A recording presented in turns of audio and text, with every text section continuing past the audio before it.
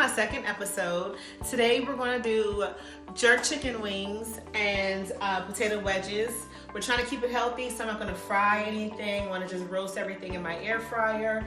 And so right now I have potatoes. These are just regular old Idaho potatoes that I've soaked in a saltwater brine for about an hour now. Then we're going to drain them off, pat them dry. All right, so right now I I drained the wedges and I pat them dry. I'm just sprinkling a little sea salt, garlic powder, black pepper, a little bit of Merlot salt that I picked up along the way, avocado oil. I'm just gonna rub it in. And I'm gonna reserve some of this some of the seasoning for when it's done. I'll just sprinkle it off with a little bit of that if necessary. But you don't want to over season it. And again, like I said, we're trying to keep it healthy. So I've already prepared my tray to go into the air fryer. They would be so good with oil, deep fried. But you know, again, we're all in the quarantine here, so we want to make sure that we keep everything as healthy as possible.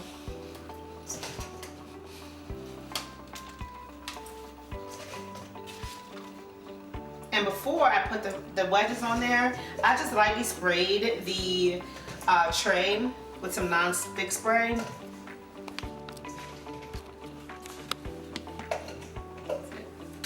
Okay, so for the jerk chicken wings, I have about 2 pounds of chicken wings.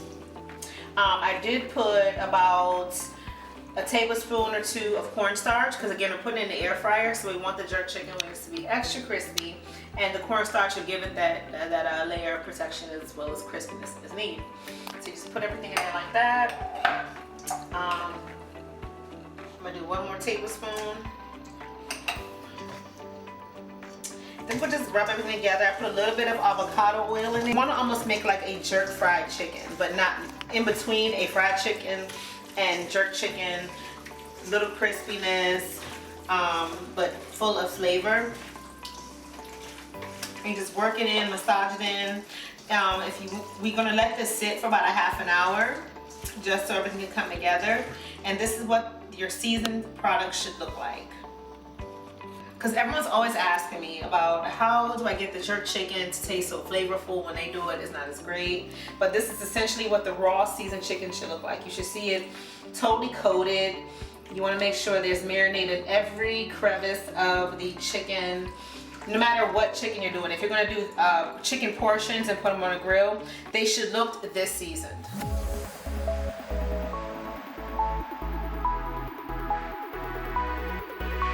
Tray, I sprayed it with a little non-cooking spray, lined everything up on it, and I'm gonna pop them in the air fryer, and we're just gonna see how this plays out, because I actually haven't done this one yet, but I think it's gonna work out.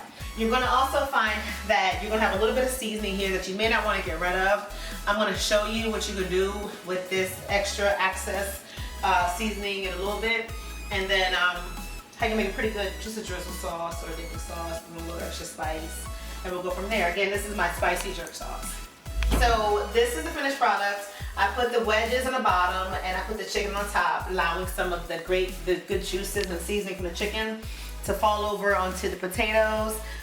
You see the browning here, the chicken, how crispy it sounds. And I'm gonna just plate it and get it ready for eating. What I'm gonna plate it with is this yummy ketchup that I made. It's tomatoes, crushed tomatoes, some beets, some carrots, very healthy, almost like a superfood ketchup. I'll do a video on that one another day once we have some time.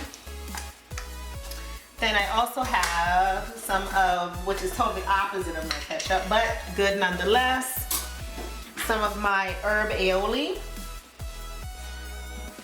I'm going to put here along the side of it to give it pretty good contrast. And we're going to just plate it, plate it anyhow. This tray is kind of big. I'm going to have some family come home in a little bit that are going to be a little hungry, so they get to munch on this. Just snack on this a little bit until the actual dinner is ready.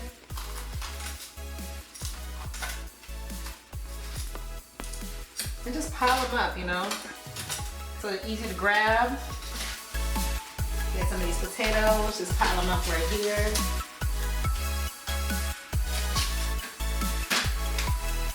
And again, this is all done.